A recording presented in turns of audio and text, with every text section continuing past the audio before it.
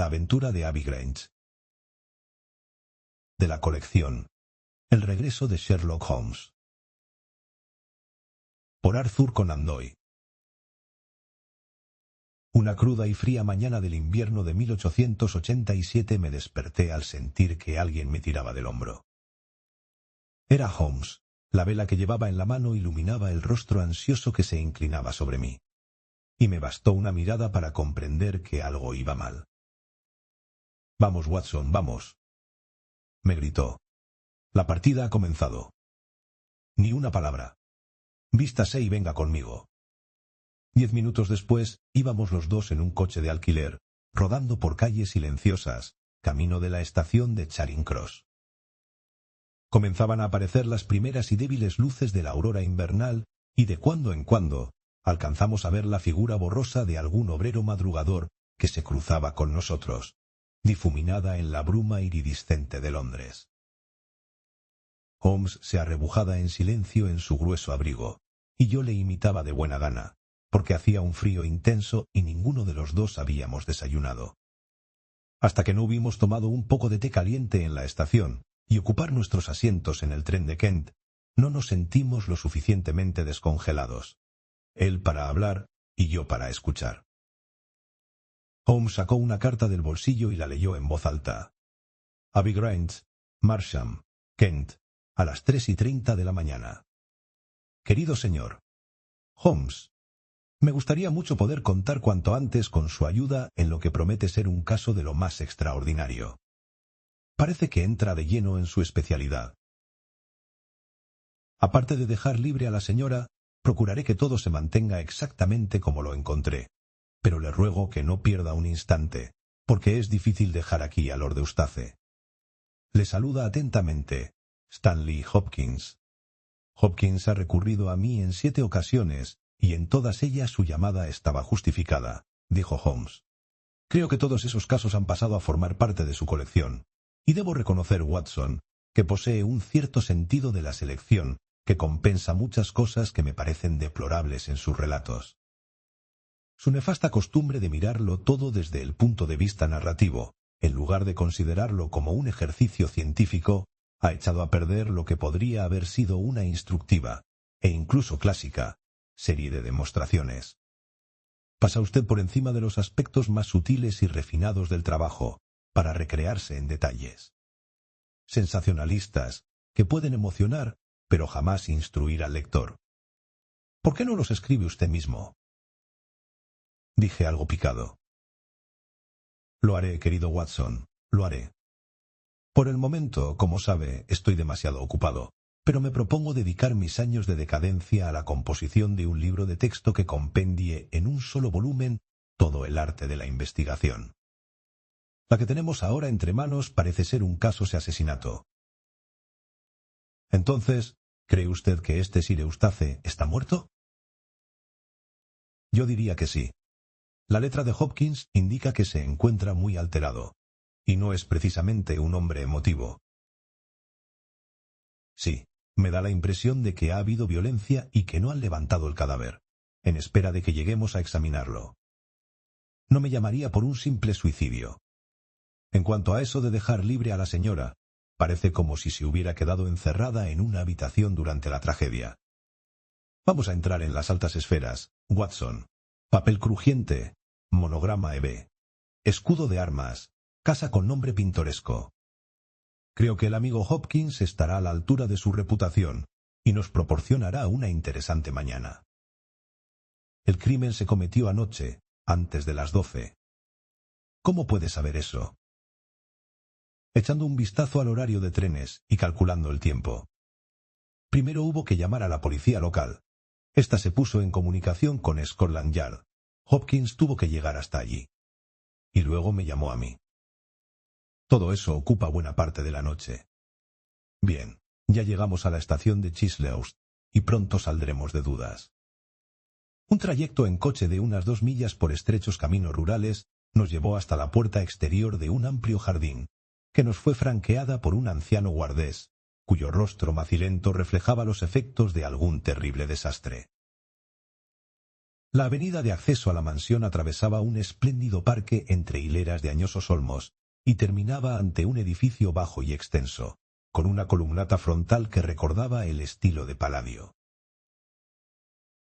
Saltaba a la vista que la parte central, toda cubierta de hiedra, era muy antigua, pero los grandes ventanales demostraban que se habían realizado reformas en tiempos modernos, y un ala de la mansión parecía completamente nueva.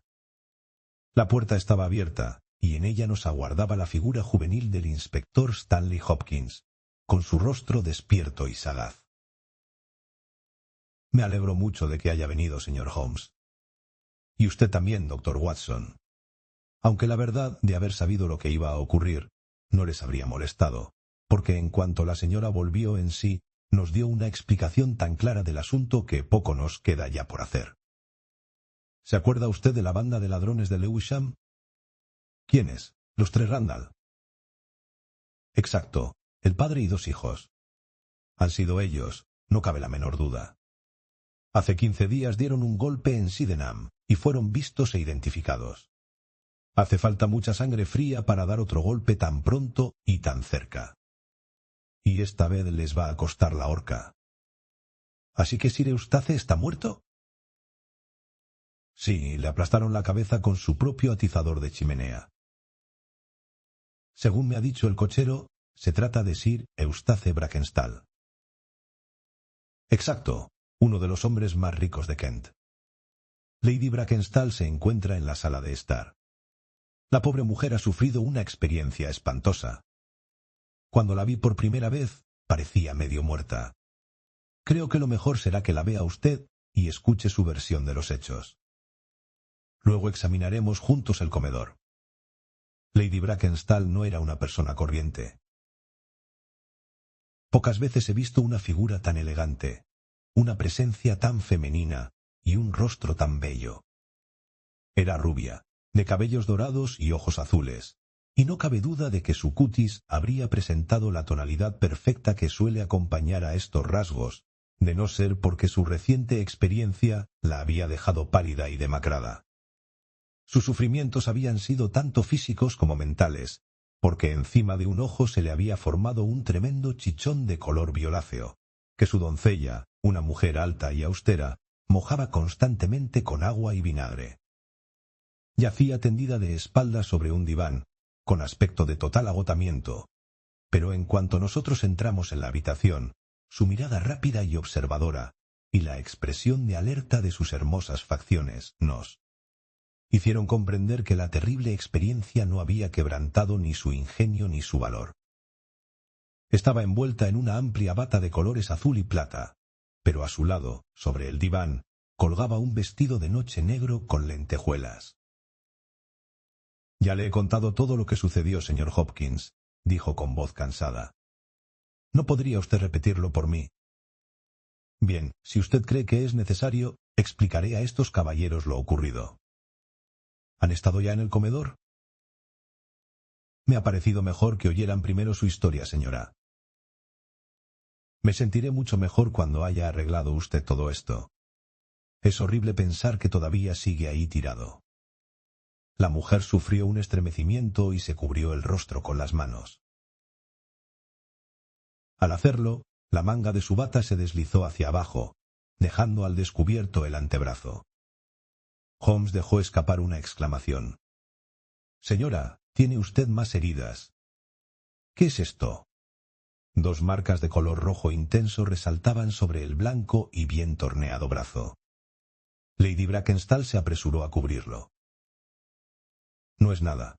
No tiene nada que ver con el espantoso suceso de anoche.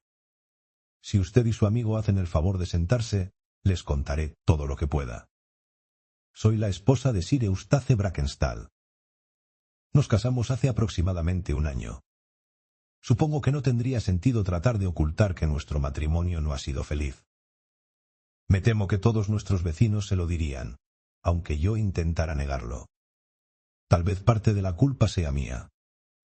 Me crié en el ambiente más libre y menos convencional de Australia del Sur, y esta vida inglesa, con sus protocolos y su etiqueta, no va conmigo.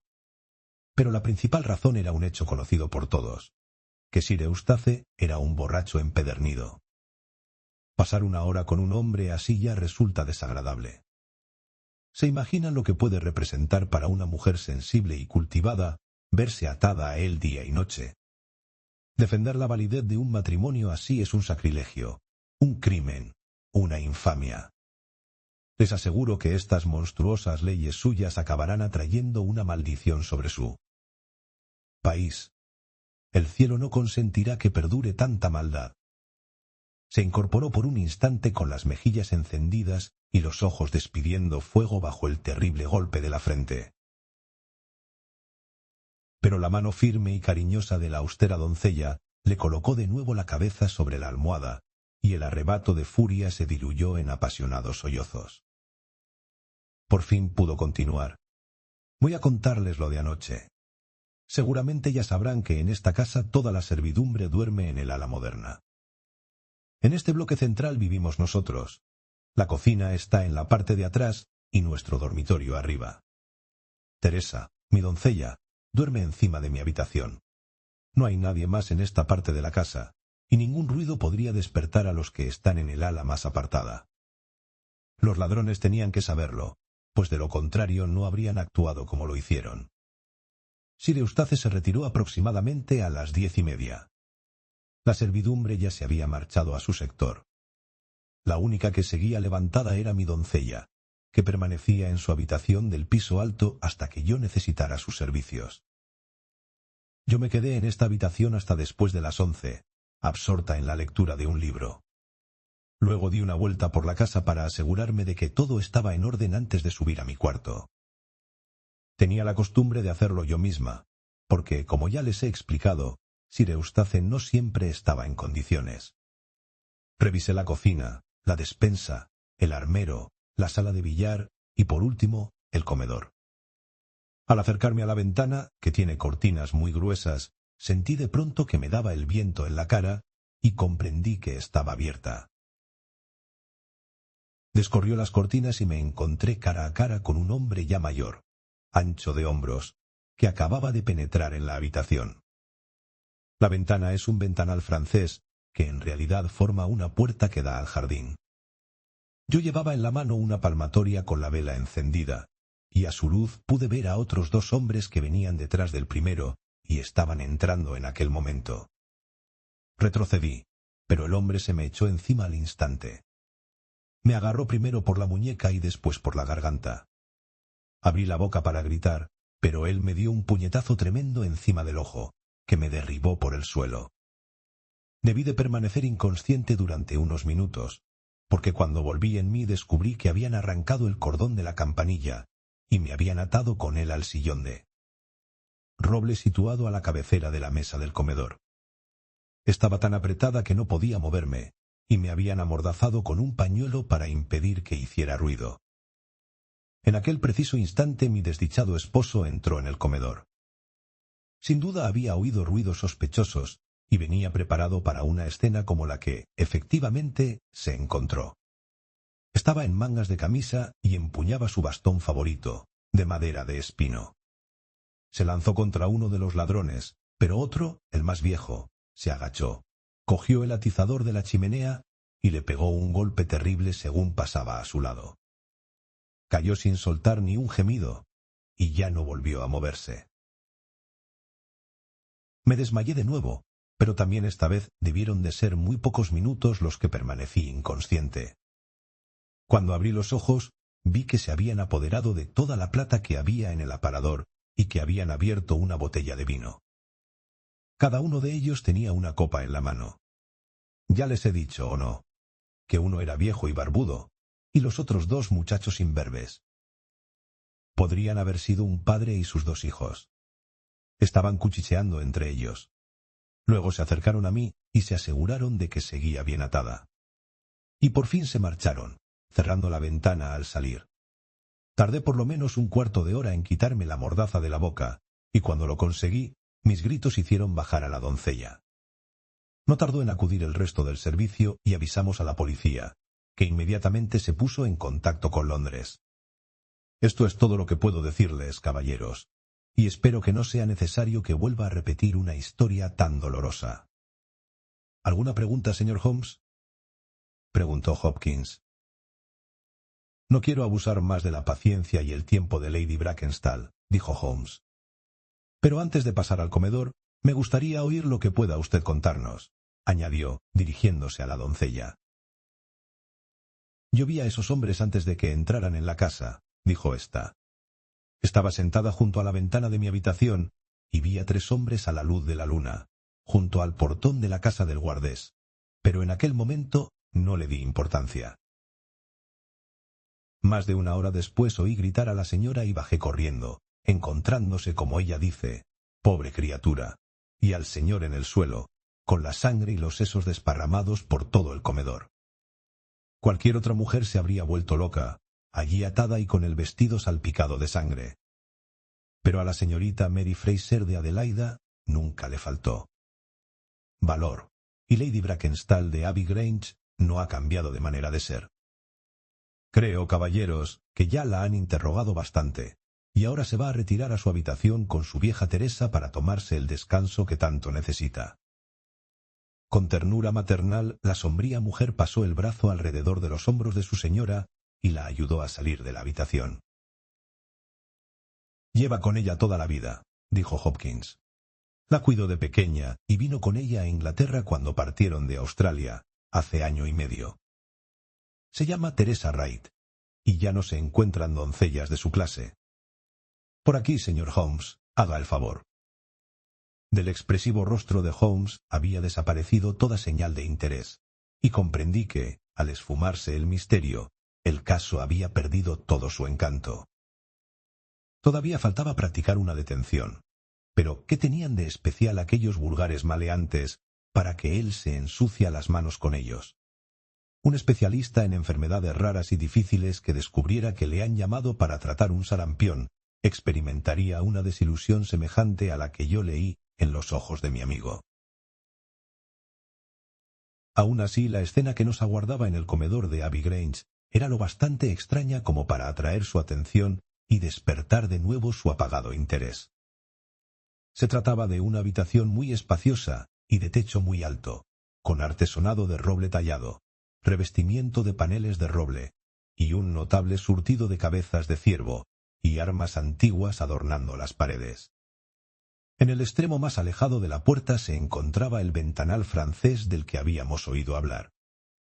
A la derecha, 3 ventanas más pequeñas llenaban la estancia de fría luz invernal. A la izquierda había una chimenea ancha y profunda, con una enorme repisa de roble. Junto a la chimenea había un pesado sillón, también de roble, con travesaños en la base. Entrelazado en los espacios de la madera había un grueso cordón de color escarlata, atado con fuerza a ambos extremos del travesaño de abajo. Al desatar a la señora había aflojado el cordón, pero los nudos que lo sujetaban al sillón seguían intactos. En estos detalles no reparamos hasta más adelante, porque por el momento toda nuestra atención había quedado concentrada en el espantoso objeto que yacía sobre la alfombra de piel de tigre extendida delante de la chimenea. Dicho objeto era el cadáver de un hombre alto y bien constituido, de unos 40 años de edad. Estaba caído de espaldas, con el rostro vuelto hacia arriba y los blancos dientes asomando en una especie de sonrisa entre la barba negra y bien recortada. Tenía las manos cerradas y levantadas por encima de la cabeza, empuñando un grueso bastón de madera de espino. Sus facciones morenas, atractivas y aguileñas estaban retorcidas en un espasmo de odio vengativo que le daba a su muerto rostro una horrible expresión demoníaca. Parecía evidente que se encontraba en la cama cuando percibió que algo ocurría, ya que vestía una camisa de noche con muchos bordados y perifollos, y sus pies descalzos asomaban bajo los pantalones. La cabeza presentaba una herida espantosa, y toda la habitación daba testimonio de la ferocidad salvaje del golpe que lo había derribado. Caído junto a él, se veía un pesado atizador de hierro, curvado por la fuerza del golpe. Holmes examinó el instrumento y el indescriptible destrozo que había ocasionado. «Este viejo Randall tiene que ser un hombre muy fuerte», comentó. Sí, dijo Hopkins. Tengo algunos datos suyos y es un tipo de cuidado. No debería resultar difícil echarle el guante. Ni lo más mínimo. Le anduvimos buscando durante algún tiempo, y llegó a decirse que había huido a América. Pero ahora que sabemos que la banda está aquí, no hay manera de que se nos escape. Ya hemos dado aviso en todos los puertos de mar, y antes de esta noche se ofrecerá una recompensa. Lo que no entiendo es cómo han podido hacer una salvajada semejante, sabiendo que la señora daría su descripción, y que nosotros teníamos que reconocerla por fuerza. Exacto. Lo más lógico habría sido asesinar también a Lady Brackenstall para callarle la boca. Tal vez no se dieran cuenta de que se había recuperado de su desmayo. Aventura yo. Parece bastante probable. Si creyeron que seguía inconsciente, no tenían por qué matarla. ¿Qué me dice de este pobre hombre, Hopkins? Era un hombre de buen corazón cuando estaba sobrio, pero un verdadero demonio cuando estaba borracho, o mejor dicho, cuando estaba medio borracho, porque casi nunca se emborrachaba hasta el límite. En esas ocasiones parecía poseído por el diablo y era capaz de cualquier cosa. Por lo que he oído, a pesar de su fortuna y de su título, ha estado 1 o 2 veces a punto de cruzarse en nuestro camino. Hubo un escándalo que costó bastante aclarar, porque se dijo que había rociado de petróleo a un perro y le había prendido fuego. Para empeorar las cosas, se trataba del perro de la señora. Y en otra ocasión le tiró una garrafa a la cabeza a Teresa Wright, la doncella. También entonces se armó un buen lío. En general, y esto que quede entre nosotros, la casa resultará más agradable sin él. ¿Qué mira usted ahora? Holmes se había puesto de rodillas y examinaba con gran interés los nudos del cordón rojo con el que habían atado a la señora. A continuación, inspeccionó concienzudamente el extremo que había quedado roto y deshilachado cuando el asaltante arrancó el cordón. Al arrancar esto, la campanilla de la cocina tuvo que hacer un ruido tremendo, comentó. Nadie podía oírlo. La cocina está en la parte de atrás de la casa. ¿Y cómo sabía el ladrón que no lo iba a oír nadie? ¿Cómo se atrevió a tirar del cordón de una campanilla de manera tan insensata? Exacto, señor Holmes. Eso es. Acaba usted de plantear la misma pregunta que yo me vengo haciendo una y otra vez. No cabe duda de que este sujeto conocía la casa y sus costumbres. Tiene que haber estado completamente seguro de que toda la servidumbre se había acostado ya, a pesar de ser relativamente temprano, y de que nadie podía oír sonar la campana de la cocina. De lo que se deduce que tenía que estar compinchado con alguno de los sirvientes. Esto, desde luego, es de cajón. Lo malo es que hay 8 sirvientes y todos tienen buenas referencias. En igualdad de condiciones, dijo Holmes, uno se inclinaría a sospechar de la persona a quien le tiraron una botella a la cabeza. Sin embargo, eso supondría una traición a su señora, por quien esta mujer parece sentir devoción. Bueno, este detalle carece de importancia, porque cuando agarre usted a Randall no creo que le resulte difícil averiguar quiénes fueron sus cómplices. Desde luego todos los detalles que tenemos a la vista parecen corroborar el relato de la señora, si es que necesitaba corroboración. Se acercó al ventanal francés y lo abrió de par en par. Aquí no se ven huellas, pero el terreno es durísimo, y no es de esperar que las haya. Veo que esas velas que hay encima de la repisa de la chimenea han estado encendidas. Sí, los ladrones se alumbraron con ellas y con la palmatoria de la señora. ¿Y qué se llevaron?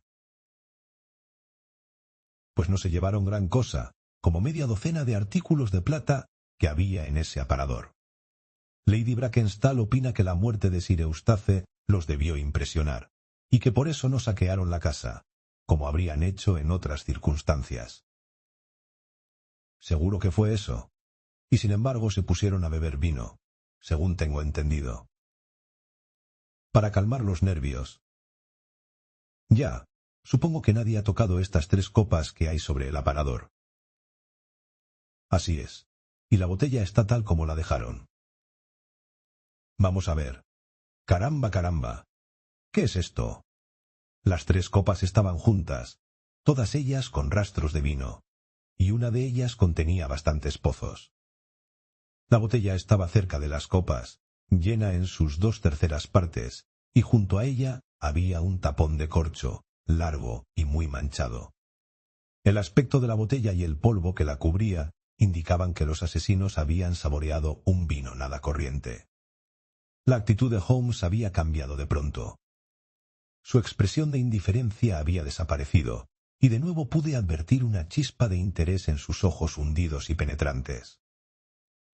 Cogió el corcho y lo examinó minuciosamente. —¿Cómo sacar el corcho? —preguntó. Hopkins señaló un cajón a medio abrir. En su interior había unas cuantas piezas de mantelería y un enorme sacacorchos. —¿Ha dicho Lady Brackenstall que usaron ese sacacorchos? —No. Recuerdo que estaba inconsciente mientras ellos abrían la botella. —Es cierto. La verdad es que no utilizaron este sacacorchos.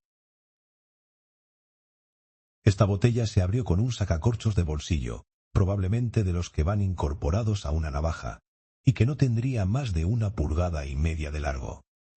Si examina usted la parte superior del corcho, verá que tuvieron que meter el sacacorchos 3 veces para poder sacar el tapón. No han llegado a atravesarlo.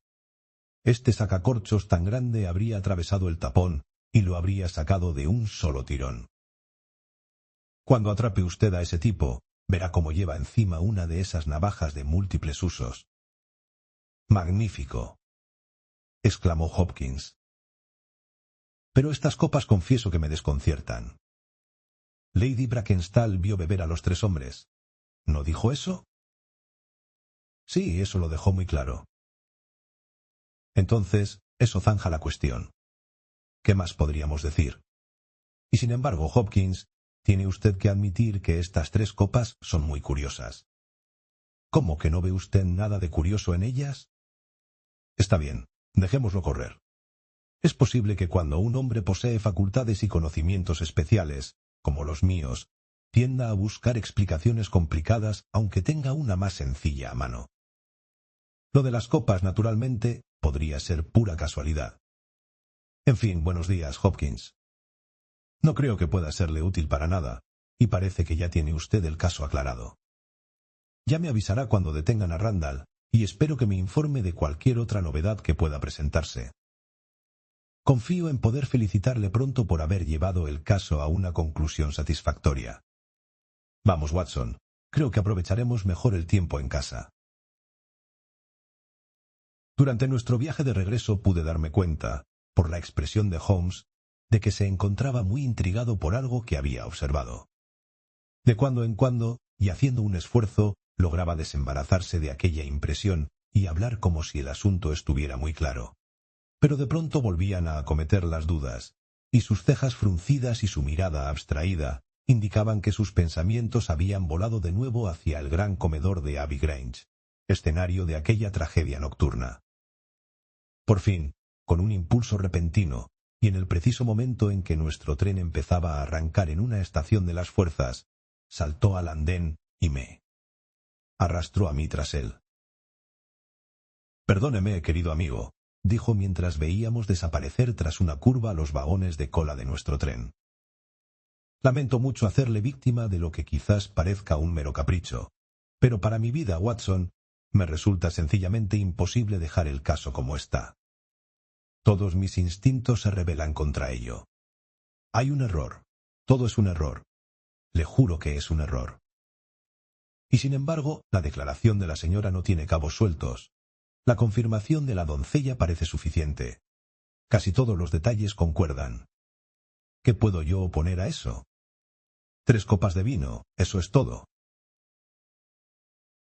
Pero si yo no hubiera dado ciertas cosas por sentadas, si lo hubiera examinado todo con la atención que dedicó cuando abordó un caso desde cero, sin dejarme influir por una historia perfectamente construida, ¿acaso no habría encontrado algo más concreto en que basarme? Pues claro que sí. Siéntese en este banco, Watson, hasta que pase un tren hacia Chislehurst y deje que le exponga mis razones. Pero antes que nada, le ruego que borre de su mente la idea de que todo lo que nos han contado la doncella y la señora tiene que ser necesariamente cierto. No debemos permitir que la encantadora personalidad de la dama influya en nuestro buen juicio. Desde luego, hay en su relato algunos detalles que, si los consideramos en frío, resultan bastante sospechosos. Estos ladrones dieron un golpe importante en Sydenham hace 15 días. Los periódicos hablaron de ellos y publicaron sus descripciones, y parece natural que si alguien desea inventar una historia en la que intervienen ladrones imaginarios, se inspire en ellos. Pero en realidad, y como regla general, los ladrones que acaban de dar un buen golpe se conforman con disfrutar de su botín en paz y tranquilidad, sin embarcarse en nuevas empresas arriesgadas. Además de esto, no es normal que los ladrones actúen a una hora tan temprana. No es normal que golpeen a una señora para impedir que grite, ya que a cualquiera se le ocurre que ese es el medio más seguro de hacerla gritar. No es normal que cometan un asesinato cuando son lo bastante numerosos para reducir a un solo hombre, sin tener que matarlo. No es normal que se conformen con un botín reducido cuando tienen mucho más a su alcance.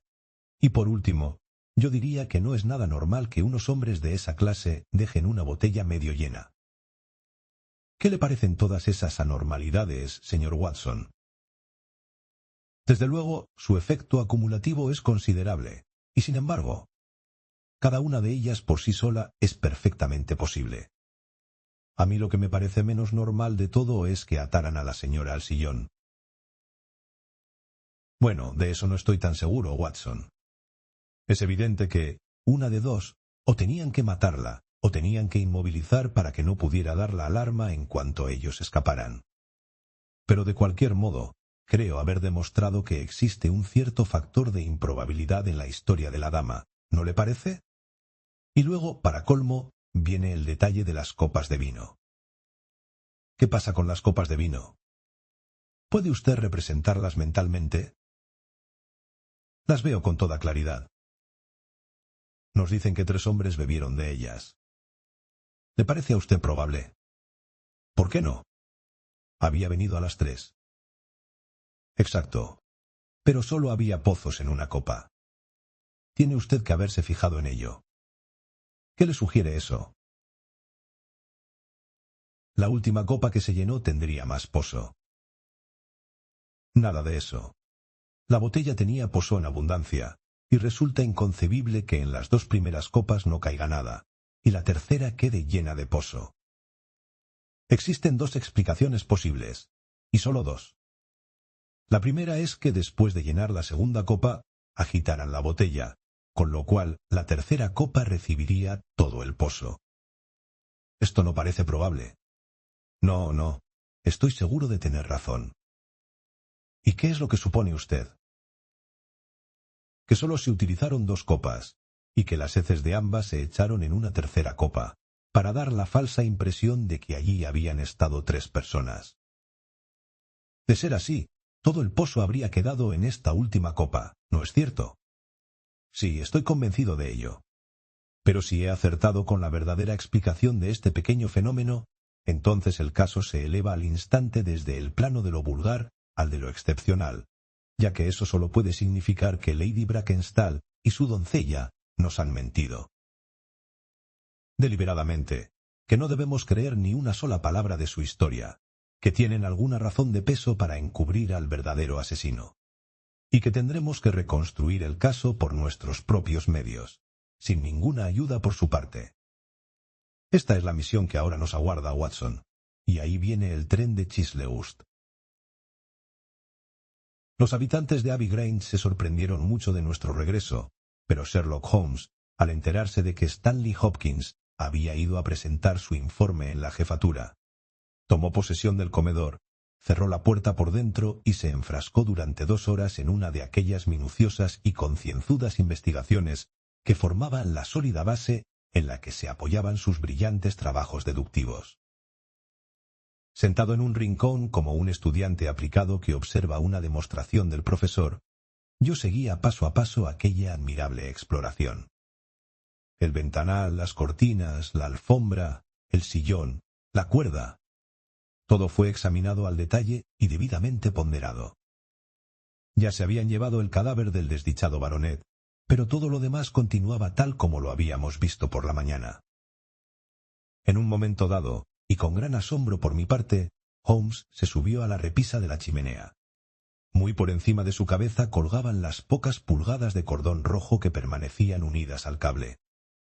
Se quedó un buen rato mirando hacia arriba y luego, con intención de acercarse más, apoyó la rodilla en una moldura de la pared de madera. De este modo llegaba con la mano a pocas pulgadas del extremo roto del cordón. Pero lo que más pareció interesarle no fue esto, sino la moldura misma. Por último saltó al suelo con una exclamación de satisfacción. «Ya está, Watson», dijo. «Tenemos el caso resuelto, y es uno de los más notables de nuestra colección. Pero hay que ver lo torpe que he sido, y lo cerca que he estado de cometer el mayor disparate de mi vida. Ahora creo que a falta de unos pocos eslabones, mi cadena está ya casi completa». «¿Ya tiene usted a sus hombres?» «A mi hombre, Watson, a mi hombre. Solo uno, pero un tipo de cuidado. Fuerte como un león. Fíjese en ese golpe, que ha doblado el atizador. 1,90 de estatura, ágil como una ardilla, hábil con los dedos y, sobre todo, con un talento más que notable, ya que toda esta ingeniosa historia es invención suya. Sí, Watson, nos hemos topado con la obra de un individuo verdaderamente extraordinario. Y sin embargo, en ese cordón de campanilla nos ha dejado una pista que tendría que habernos sacado de dudas al instante. ¿Dónde estaba esa pista? Vamos a ver, Watson, si fuera usted a arrancar un cordón de campanilla, ¿por dónde cree que se rompería? Sin duda por el punto donde está unido al cable. ¿Por qué habría de romperse a 3 pulgadas del extremo, como ha hecho este? Quizás porque estaba gastado en ese punto. Exacto. Este extremo, que es el que podemos examinar, está deshilachado. Ha sido lo bastante astuto como para deshilachar con su navaja. Pero el otro extremo no lo está. Desde aquí no se puede ver, pero si se sube usted a la repisa, verá que está cortado limpiamente, sin señal alguna de deshilachamiento. Es fácil reconstruir lo ocurrido. Nuestro hombre necesita una cuerda. No se atreve a arrancarla de un tirón por temor a dar la alarma al hacer sonar la campanilla. ¿Qué es lo que hace? Se sube a la repisa de la chimenea, pero desde ahí todavía no alcanza bien. Apoya la rodilla en la moldura, se puede apreciar la huella en el polvo, y saca la navaja para cortar el cordón. A mí me han faltado por lo menos 3 pulgadas para llegar al punto del corte, de lo que deduzco que este hombre es, por lo menos, 3 pulgadas más alto que yo. Fíjese en esa marca en el asiento del sillón de roble. ¿Qué es eso? ¿Sangre?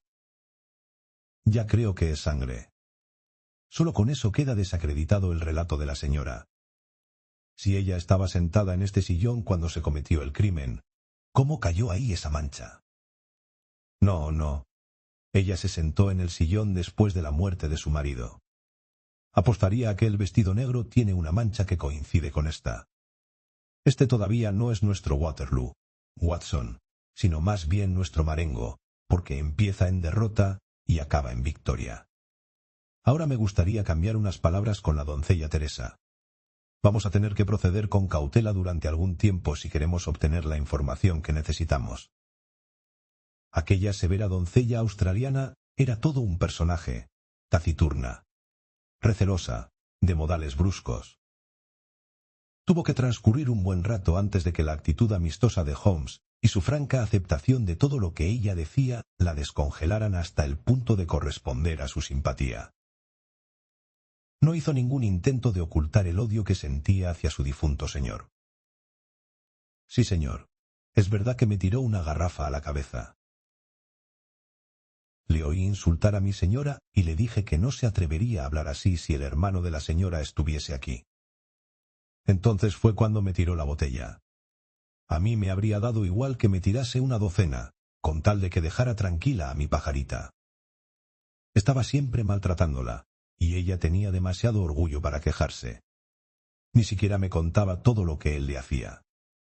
Nunca me enseñó esas marcas en los brazos que usted vio esta mañana, pero yo sé muy bien que son pinchazos hechos con un alfiler de sombrero. Monstruo traicionero. Que Dios me perdone por hablar así de él ahora que está muerto. Pero si alguna vez ha habido un monstruo en el mundo, ha sido él. Cuando lo conocimos, era todo dulzura. Han pasado solo 18 meses, pero a nosotras dos nos han parecido 18 años. Ella acababa de llegar a Londres. Sí, era su primer viaje, la primera vez que se alejaba de su país. Él la conquistó con su título y su dinero, y sus hipócritas modales londinenses. La pobre señora cometió un error, y lo ha pagado como ninguna mujer pagó jamás. ¿En qué mes le conocimos? Ya le he dicho que fue nada más llegar a Inglaterra. Llegamos en junio, así que fue en julio. Se casaron en enero del año pasado.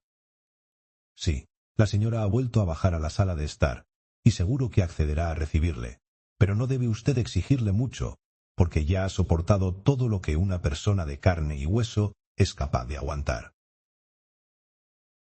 Lady Brackenstall se encontraba reclinada en el mismo diván, pero parecía más animada que por la mañana. La doncella había entrado con nosotros y comenzó de nuevo a aplicar paños a la magulladura que su señora tenía en la frente. «Espero», dijo la dama, «que no habrá venido usted a interrogarme de nuevo». «No, Lady Brackenstall», respondió Holmes en su tono más suave. «No tengo intención de ocasionar ninguna molestia innecesaria, y mi único deseo es facilitarle las cosas, porque estoy convencido de que ha sufrido mucho. Si quisiera usted tratarme como a un amigo y confiar en mí, vería que yo puedo corresponder a su confianza. ¿Qué quiere usted de mí?» «Que me diga la verdad». «Señor Holmes». «No, no, Lady Brackenstall. Eso no sirve de nada. Es posible que conozca usted mi modesta reputación. Pues bien, me la apostaría toda a que la historia que usted nos contó es pura invención». Tanto la señora como la doncella miraban a Holmes con el rostro empalidecido y los ojos aterrados. «Es usted un insolente», exclamó Teresa. «¿Se atreve a decir que mi señora ha mentido?» Holmes se levantó de su asiento. «¿No tiene nada que decirme?» «Ya se lo he contado todo». «Piénselo mejor, Lady Brackenstall. ¿No sería preferible ser sincera?» Por un instante el hermoso rostro dio muestras de vacilación. Pero enseguida, algún nuevo y poderoso proceso mental lo dejó fijo como una máscara.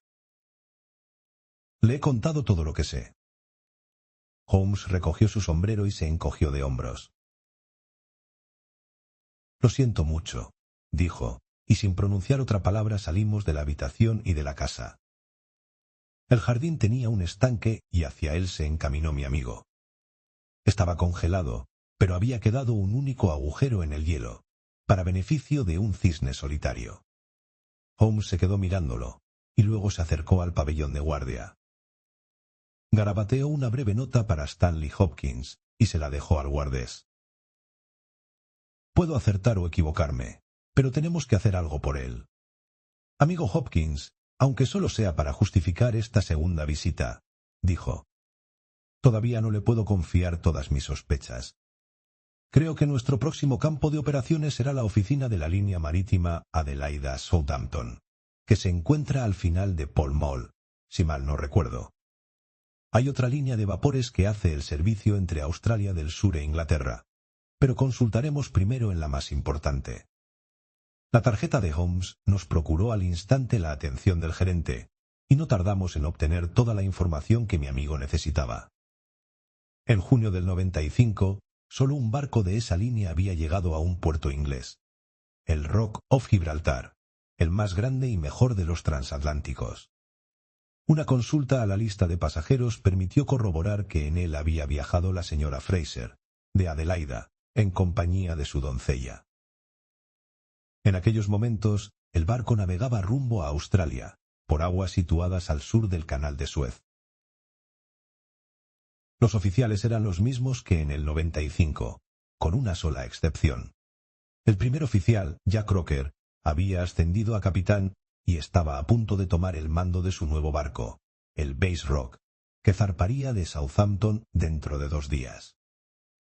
Residía en Sydenham, pero lo más probable era que se pasara aquella misma mañana por la oficina para recibir instrucciones, de modo que si queríamos podíamos guardarlo.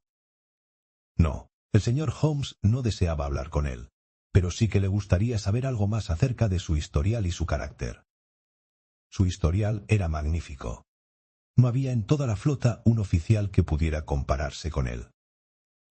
En cuanto a su carácter, era de absoluta confianza cuando estaba de servicio, pero fuera de su barco era un tipo alocado, temerario, nervioso e irascible, aunque sin dejar de ser leal, honrado y de buen corazón.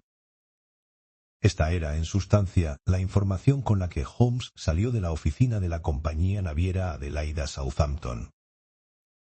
Desde allí nos dirigimos a Scotland Yard, pero en lugar de entrar, Holmes se quedó sentado en el coche, con las cejas fruncidas, sumido en profundos pensamientos. Por último se hizo llevar a la oficina de telégrafos de Charing Cross, donde cursó un telegrama, y regresamos al fin a Baker Street. «No he sido capaz de hacerlo, Watson», dijo cuando nos hubimos instalado de nuevo en nuestro cuarto. Una vez cursada la orden de detención, nada en el mundo habría podido salvarlo. Una o dos veces aló. Largo de mi carrera he tenido la impresión de que había hecho más daño yo descubriendo al criminal que éste al cometer su crimen. Así que he aprendido a ser cauto y ahora prefiero tomarme libertades con las leyes de Inglaterra antes que con mi propia conciencia. Es preciso que sepamos algo más antes de actuar. Antes de que anocheciera recibimos la visita del inspector Stanley Hopkins. Las cosas no le iban muy bien. «Holmes, estoy convencido de que es usted un brujo. Le aseguro que a veces pienso que posee usted poderes que no son humanos. Vamos a ver. ¿Cómo demonios sabía usted que la plata robada estaba en el fondo de ese estanque?» «No lo sabía. Pero me dijo que lo inspeccionara». «Así que la encontró, ¿eh?» «Sí, la encontré». «Me alegro mucho de haberle podido ayudar. Pero es que no me ha ayudado. Lo que ha hecho es complicar muchísimo más el asunto. ¿Qué clase de ladrones son estos que roban la plata y luego la tiran al estanque más próximo? No cabe duda de que su proceder es bastante excéntrico. Yo me limité a razonar a partir de la idea de que si la plata la habían robado personas que en realidad no la querían, sino que únicamente la estaban utilizando como pantalla, lo más natural era que procuraran deshacerse de ella lo antes posible. Pero ¿cómo se le pudo pasar por la cabeza semejante idea? Bueno, me pareció que era posible. Nada más salir por el ventanal francés tuvieron que encontrarse el estanque, con su tentador agujerito en el hielo, delante de sus mismas narices. ¿Qué mejor escondite que aquel? «Ah, un escondite. Eso es otra cosa», exclamó Stanley Hopkins. «Sí, claro, ahora lo entiendo. Era muy pronto, había aún gente por los caminos, y tuvieron miedo de que alguien los viera con la plata, de manera que la echaron al estanque, con la intención de regresar a por ella cuando no hubiera moros en la costa». «Magnífico, señor Holmes. Esto está mejor que esa idea de la pantalla». «Seguro. Ha elaborado usted una admirable teoría. No cabe duda de que mis ideas eran completamente disparatadas, pero tiene usted que reconocer que han dado como resultado la recuperación de la plata». «Sí, señor, sí. Todo el mérito es suyo. En cambio, yo he sufrido un grave resbalón». «¿Un resbalón?» «Sí, señor Holmes. La banda de los Randall ha sido detenida esta mañana en Nueva York». «Vaya por Dios, Hopkins. Esto sí que parece rebatir su teoría de que anoche cometieron un asesinato en Kent». «Es un golpe mortal, señor Holmes. Absolutamente mortal. Sin embargo, hay otras cuadrillas de 3 hombres, aparte de los Randall, e incluso podría tratarse de una banda nueva, que la policía aún no conoce». «Seguro, es perfectamente posible. ¿Cómo se marcha usted?» «Sí, señor Holmes. No habrá descanso para mí hasta que haya llegado al fondo del asunto. Supongo que no tiene usted ninguna sugerencia que hacerme». «Ya le he hecho una». «¿Cuál?» «Bueno, He sugerido la posibilidad de una pantalla. ¿Pero por qué, señor Holmes? ¿Por qué? Ah, esa es la cuestión, desde luego. Pero le recomiendo que piense en esa idea. Puede que descubra que tiene su miga. ¿No se queda a cenar? Está bien, adiós, y háganos saber cómo le va. Hasta después de haber cenado y haber quedado recogida la mesa. Holmes no volvió a mencionar el asunto. Había encendido su pipa y acercado los pies, enfundados en zapatillas, al reconfortante fuego de la chimenea. De pronto consultó su reloj. Espero novedades, Watson. ¿Cuándo? Ahora mismo, dentro de unos minutos. Seguro que piensa usted que me he portado muy mal con Hopkins hace un rato. Confío en su buen juicio. Una respuesta muy sensata, Watson. Tiene usted que mirarlo de este modo. Lo que yo sé es extraoficial. Lo que él sabe es oficial. Yo tengo derecho a decidir por mí mismo, pero él no. Él tiene que revelarlo todo, o se convertiría en un traidor al cargo que ocupa. En caso de duda, preferiría no colocarle en una posición tan penosa, y por eso me reservo lo que sé hasta que haya llegado a una conclusión clara sobre el asunto. ¿Y eso cuándo será? Ha llegado el momento. Va usted a presenciar la última escena de un pequeño e interesante drama. Se oyeron ruidos en la escalera, y nuestra puerta se abrió para dejar paso a uno de los ejemplares masculinos más espléndidos que jamás han entrado por ella. Era un hombre joven y muy alto, con bigote rubio, ojos azules, piel tostada por el sol de los trópicos y andares elásticos, que demostraban que aquella poderosa estructura era tan ágil como fuerte. Cerró la puerta después de entrar y se quedó de pie, con los puños apretados y el pecho palpitando, como tratando de dominar una emoción avasalladora. Siéntese, capitán Crocker. ¿Recibió usted mi telegrama? Nuestro visitante se dejó caer en una butaca y nos miró con ojos inquisitivos. Recibí su telegrama y he venido a la hora que usted indicaba. Me han dicho que ha estado usted hoy en la oficina. No hay manera de escapar de usted. Oigamos ya las malas noticias. ¿Qué piensa hacer conmigo? ¿Detenerme? Hable, hombre. No se quede ahí sentado, jugando conmigo. Como el gato con el ratón. Dele un cigarro, me dijo Holmes. Muerda eso, capitán Crocker, y no se deje llevar por los nervios. Puede estar seguro de que yo no me sentaría a fumar con usted si lo considerase un criminal vulgar. Sea sincero conmigo y saldrá ganando. Trate de engañarme y lo aplastaré. ¿Qué quiere usted que haga? Que me cuente toda la verdad de lo sucedido anoche en Abbey Grange. Toda la verdad, fíjese bien, sin añadir ni omitir nada. Es ya tanto lo que sé, que si se desvía usted una pulgada del camino recto, tocaré este silbato de policía desde la ventana, y el asunto quedará fuera de mis manos para siempre. El marino meditó un momento y luego se dio una palmada en la pierna con su enorme mano tostada por el sol. Correré el riesgo, dijo. Creo que es usted un hombre de palabra y un hombre justo, y le voy a contar toda la historia. Pero antes tengo que decirle una cosa. Por lo que a mí respecta, no me arrepiento de nada, no temo nada, volvería a hacer lo que hice, y me sentiría orgulloso de haberlo hecho. ¡Maldita bestia! Aunque tuviera más vidas que un gato, no le bastaría con todas ellas para pagar lo que hizo. Pero está la señora, Mary Fraser, porque jamás me harán llamarla por ese otro maldito apellido. Cuando pienso los problemas que esto puede ocasionarle, yo, que daría la vida solo por hacer brotar una sonrisa en su amado rostro, es que se me hace la sangre agua. Y sin embargo, ¿qué otra cosa podía yo hacer? Voy a contarles mi historia, caballeros, y después les preguntaré, de hombre a hombre, si podía haber hecho otra cosa. Tengo que retroceder un poco. Parece que ustedes lo saben todo, así que supongo que ya saben que la conocí cuando ella era pasajera, y yo primer oficial del Rock of Gibraltar. Desde que la vi por vez primera no existió otra mujer para mí. Cada día del viaje la amaba más, y muchas veces durante la oscuridad de la guardia nocturna me he arrodillado para besar la cubierta del barco, allí donde sus queridos pies la habían pisado. Ella nunca me prometió nada. Me trató con toda la honradez con que una mujer puede tratar a un hombre. No tengo ninguna queja. Por mi parte, todo era amor, por la suya. Buena camaradería y amistad.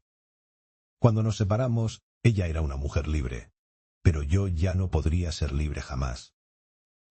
Al regreso de mi siguiente viaje me enteré de su matrimonio. ¿Y por qué no iba a poder casarse con quien quisiera? Título y dinero. ¿A quién iban a sentarle mejor que a ella? Nació para todo lo bello y delicado. Me alegré de su buena suerte, y de que no se hubiera echado a perder entregándose a un vulgar marino sin un céntimo. Así es como yo amaba a Mary Fraser. En fin, pensaba que no la volvería a ver, pero al concluir mi último viaje fui ascendido a capitán, y mi nuevo barco aún no se había botado, de manera que tuve que esperar un par de meses, y fui a pasarlos con mi familia en Sydenham. Y un día, en un camino rural, me encontré con Teresa Wright, su vieja doncella, que me contó cosas de ella, de él, de todo. Les aseguro, caballeros, que casi me vuelvo loco. Ese perro borracho. Atreverse a ponerle la mano encima, él, que no era digno ni de lamerle los zapatos. Volví a ver a Teresa. Después vi a la propia Mary. Y la volví a ver por segunda vez. A partir de entonces ella ya no quiso que siguiéramos viéndonos. Pero el otro día recibí el aviso de que mi barco zarparía en una semana, y decidí verla una vez más antes de partir. Teresa siempre estuvo de mi parte, porque quería a Mary y odiaba a ese canalla casi tanto como yo. Por ella me enteré de las costumbres de la casa. Mary solía quedarse a leer en su salita de la planta baja.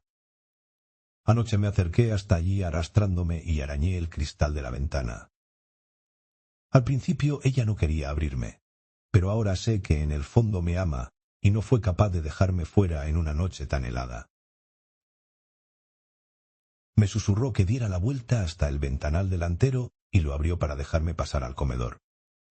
Una vez más, escuché de sus labios cosas que me hicieron hervir la sangre, y una vez más maldije a ese bruto que maltrataba a la mujer que yo amaba. Pues bien, caballeros, allí estábamos los dos, de pie junto al ventanal, y pongo al cielo por testigo de que en una actitud absolutamente inocente. Cuando ese hombre se precipitó en la habitación como un loco, le dijo los peores insultos que un hombre puede dirigir a una mujer y la golpeó en la cara con el bastón que traía en la mano. Yo di un salto para coger el atizador y entablamos una lucha bastante igualada. Aquí en mi brazo puede ver dónde cayó su primer golpe. Pero entonces me tocó pegar a mí, y le partí el cráneo como si hubiera sido una calabaza podrida. ¿Creen ustedes que lo lamenté? Ni lo más mínimo. Era su vida o la mía. Más aún, era su vida o la de ella. Porque, ¿cómo iba yo a dejarla en poder de aquel loco? Así lo maté. ¿Hice mal? Si es así, caballeros, díganme qué habrían hecho ustedes de encontrarse en mi situación. Ella había gritado cuando él la golpeó, y eso hizo bajar a la vieja Teresa de la habitación de arriba. En el aparador había una botella de vino, y yo la abrí para verter un poco en los labios de Mary, que estaba medio muerta del susto. Yo también bebí un poco, pero Teresa se mantenía fría como el hielo, y la idea fue tan suya como mía. Teníamos que aparentar que habían sido los ladrones. Teresa no paraba de repetirle la historia a su señora, mientras yo trepaba para cortar el cordón de la campanilla. Luego la ató al sillón, e incluso deshilaché el extremo del cordón para que pareciera natural, y nadie se preguntara cómo había podido un ladrón trepar hasta allí para cortarlo. Cogí unos cuantos platos y cacharros de plata para reforzar la historia del robo, y las dejé solas, indicándose que dieran la alarma un cuarto de hora después de marcharme yo. Tiré la plata al estanque y me volví a Sydenham con la sensación de que, por una vez en mi vida, había aprovechado bien la noche. Y esta es la verdad y toda la verdad, señor Holmes, aunque me cueste el cuello. Holmes siguió fumando en silencio durante un rato. Luego cruzó la habitación y estrechó la mano de nuestro visitante. «Esto es lo que pienso», dijo. «Sé que todo lo que me ha dicho es verdad, porque prácticamente no ha dicho ni una palabra que yo no supiera ya. Nadie más que un acróbata o un marinero podía haber trepado para cortar ese cordón desde la moldura, y nadie más que un marino podía haber hecho esos nudos para atar el cordón a la silla. La señora no había estado en contacto con marinos más que una vez en su vida, y eso fue durante su viaje. Y tenía que tratarse de alguien de su misma categoría humana, por el empeño que ponía en encubrir, lo cual, de paso, demostraba que le amaba. Ya ve lo fácil que me ha resultado dar con usted en cuanto me puse a seguir la pista adecuada. Yo creí que la policía nunca conseguiría descubrir nuestro engaño. Y no lo ha conseguido, ni creo que lo consiga. Pero mire, capitán Crocker, este es un asunto muy serio, aunque estoy dispuesto a admitir que usted actuó bajo la provocación más extrema a la que pueda verse sometido un hombre. Tratándose de defender su vida, es muy posible que su acción se pueda considerar legítima. Sin embargo, eso debe decidirlo un jurado británico. Mientras tanto, me inspira usted tanta simpatía que si decidiera desaparecer en las próximas 24 horas, yo le prometo que nadie le molestaría. ¿Y después todo saldría a relucir?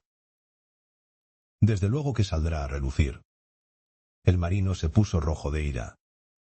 ¿Cree usted que se le puede proponer algo así a un hombre? Conozco la ley lo suficiente como para saber que Mary sería detenida como cómplice. ¿Piensa que yo la dejaría sola para afrontar el escándalo mientras yo me escabullo? No, señor. Que hagan lo que quieran conmigo. Pero por amor de Dios, señor Holmes, tiene usted que encontrar alguna manera de librar a mi pobre Mary de los tribunales. Por segunda vez, Holmes estrechó la mano del marino. Solo estaba poniéndole a prueba, y también esta vez ha respondido.